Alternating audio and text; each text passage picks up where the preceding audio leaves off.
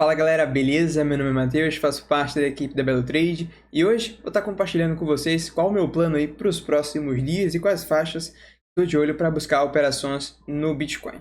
Mas, antes de tudo, vamos lembrar aqui qual era a ideia da semana passada, tá? A gente estava ali por volta do dia 2, onde eu compartilhei esse vídeo dando as potenciais faixas de compra e as potenciais faixas de venda, né? Que seria uma potencial compra abaixo nesses fundos aqui e uma venda nesses níveis aqui. E basicamente é dessa maneira que a gente opera um range, né? Comprando um terço abaixo do range e vendendo um terço acima do range, em especial nas faixas de Hunter. Repara que além desse grande range que a gente tem aqui no Bitcoin, a gente formou esse range dentro desse range maior. Então tá bem interessante aqui o Bitcoin se estreitando cada vez mais. Hoje eu vou estar comentando aqui com vocês especificamente quais gatilhos a gente teve para short barra realização nessa faixa. Novamente, é um falso rompimento no topo do range. E qual uma estratégia a partir daqui de onde o preço está, tá? As próximas faixas que a gente vai estar de olho tanto para comprar quanto para vender. E minha visão do preço a partir de agora. Então, bora lá, começando aqui. Então, vindo aqui para o gráfico em tela cheia, a gente observa que a gente tentou, né, ali por volta do dia 4, um rompimento para cima, uma redefinição de range, mas a gente não conseguiu. Repara que a gente chegou a tentar romper aqui os topos anteriores, mas a gente não teve fechamentos importantes, em especial aqui no 4 horas, acima dos topinhos anteriores. E quem acompanhou aí o vídeo de análise postado na semana passada, viu que não é interessante a gente ter muitas compras, é um comportamento irracional quando a gente tem muitas compras nos topinhos dos ranges, né? Foi o que ocorreu aqui, foi o exemplo que a gente deu lá, salvo engano, na semana passada. E a gente viu algo parecido ocorrendo nesse topinho aqui por volta do dia 4. É para que se a gente vem na análise de sentimento, eu estou aqui no tempo gráfico do 5 minutos, a gente traça aqui uma linha horizontal e vê uma grande anomalia ocorrendo nesse topinho aqui, né? Tem diversos indicadores aqui, então fica um pouco bagunçado, a galera que não está acostumado aí com esse tanto de indicadores. Eu vou dar uma ampliada aqui. Então, observem que grandes deltas nos topos do range, compras irracionais no topo do range, geralmente termina formando o topo e jogando a gente para o outro lado, tá? A gente não opera vendido só por conta disso. A gente precisa de uma soma de indicadores apontando que o preço vai reverter a partir de lá. Mas enfim, a gente chegou lá no topo do range, pela análise técnica a gente viu que ele não fechou, não conseguiu redefinir um range acima, e a partir de então a gente começa a consolidar aqui na parte superior do range. A partir do momento que a gente faz um pivôzinho aqui no curto prazo e volta fazendo a retração, a gente observa aqui comportamento bem interessante dos indicadores de sentimento, em especial os CVDs, tá? Eu vou dar uma limpa aqui nos indicadores para deixar apenas os CVDs para ficar aqui mais visual. Então a gente observa que enquanto o preço estava formando topos mais baixos, no topo do range, após uma grande compra lá em cima, a gente observa divergências bearish no CVD. Essa linha branca aqui embaixo é o CVD da Bybit. Enquanto ele estava subindo, formando máximas, o preço estava formando mínimas. E já esse aqui, em linha amarela, é o da Binance Futures. A gente consegue observar um comportamento um pouco parecido, mas daí tem que descer um pouco aqui no curto prazo. Observa que o CVD da Binance estava formando o topo, enquanto o preço não vinha formando aqui no curto prazo. Novamente, outra divergência bearish encontrada no topo do range. Então, a gente já tinha um grande gatilho aqui atrás, porém um pouco duvidoso ainda, mas a partir do momento que a gente monta uma estrutura de baixa e começa a mostrar esses gatilhos aqui através do CVD, na minha opinião, foi aí que ficou claro que a gente iria vir a cair e rejeitar novamente a parte superior do range, e deu aí essa oportunidade para a gente estar abrindo um short no topinho. Claro, a gente já realizou aí duas parciais e estamos guardando aí o resto da operação para servir até como um hedge das posições que a gente tem na spot. Beleza? Então, voltando aqui para o gráfico, eu quero te explicar a lógica por trás dessa divergência bearish nesse ponto, ser bearish para o preço, tá? Se a gente está tendo grandes compras a mercado, sendo elas suficientes para formar máximas aqui no CVD, ele que mostra o delta para a gente entre compras e venda, faz sentido o preço formar máxima junto com o CVD. Mas se a gente está tendo um comportamento ao contrário, o CVD está formando máximas e o preço não, isso significa que sim, o mercado está comprando, porém não estamos tendo força para subir. E só tem um motivo para isso, tá? Provavelmente a gente tem ordens grandes aqui a limite sendo executadas, absorvendo as compras a mercado dessa galera que está comprando no pior ponto possível. Basicamente, adicionando liquidez aí para jogar o preço para o outro lado. É basicamente o que vem acontecendo desde então.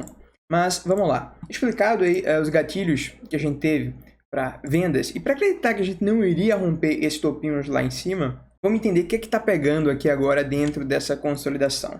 A gente chegou num nível importante, tá? Se a gente traça desse fundo até o topo, a gente observa que o preço chegou no nível 0,618. Para a galera que curte uma divergência no RSI, a gente observa aqui numa hora também, chegamos a plotar uma leve divergência aqui no RSI, em cima de um suporte, o que na minha interpretação, pela análise técnica, é um movimento bullish, tá? Porém, se a gente vem aqui entender o que está ocorrendo nessa região através dos indicadores de sentimento, dessa vez eu quero falar sobre o Long Short Rate e Open Interest, a gente vê que estamos tendo um aumento dos contratos de long. Desde ontem a gente começou a ver um aumento do Open Interest junto com o Long Short Ratio. Por um momento chegou a dar uma aliviada, boa parte do Open Interest que entrou voltou a cair, mas novamente a gente vê o Open Interest subindo e o Ratio também, tá? Isso aqui não é positivo e me faz acreditar que está sendo adicionada liquidez aqui para jogar o preço para baixo. E esse é um dos motivos que eu não realizei a minha operação de venda ainda 100%. Mantenho ali cerca de 25%